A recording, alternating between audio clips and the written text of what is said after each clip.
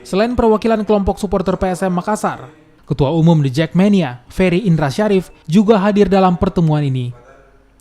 Pertemuan antara kedua kelompok supporter PSM Makassar dan Persija Jakarta ini digelar untuk mempererat silaturahmi antara kedua supporter dan juga sebagai bagian dari upaya untuk menciptakan keamanan dan ketertiban jelang laga final leg kedua Piala Indonesia di Stadion Andi Matalata Makassar pada Minggu sore. Kurang lebih 300 supporter Persija Jakarta akan hadir di Stadion Andi Matalata Makassar untuk memberikan dukungan pada tim macan Kemayoran Persija Jakarta.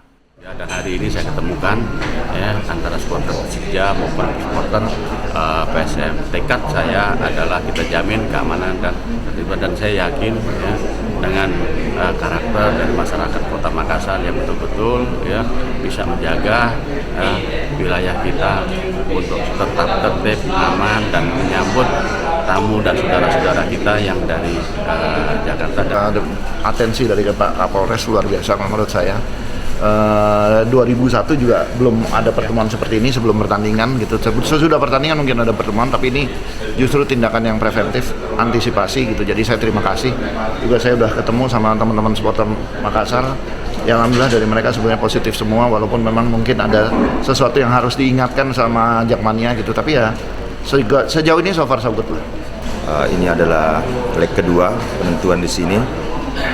Saya yakin akan sangat-sangat panas suasananya, dan mungkin harapan saya kepada teman-teman supporter, teman-teman pencinta PSM, kita fokus untuk dukungan PSM, mendukung PSM juara.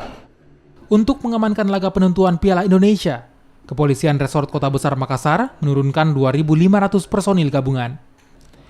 Pada leg pertama yang berlangsung di Stadion Utama Gelora Bung Karno, tuan rumah Persija Jakarta berhasil mengalahkan tamunya PSM Makassar dengan skor tipis 1-0. Arif Tirtana, Kompas TV Makassar, Sulawesi Selatan.